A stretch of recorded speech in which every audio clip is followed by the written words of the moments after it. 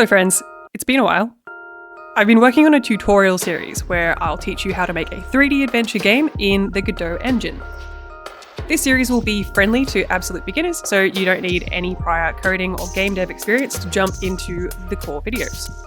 We'll be covering an introduction to coding and game engines, basic character movement, cameras, importing assets, character animations, interacting with objects, dialogue, quests, inventories, terrain, right through to saving and loading and changing scenes.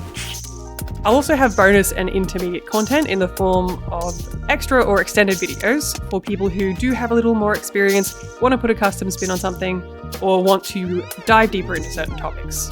I'm planning to release a new video every week, so if this series seems like something you'd be keen to support, watch along or consider joining me on Patreon. I did disappear there for a while, but I'm back and I would love to see you there. Thanks so much, and see you all soon.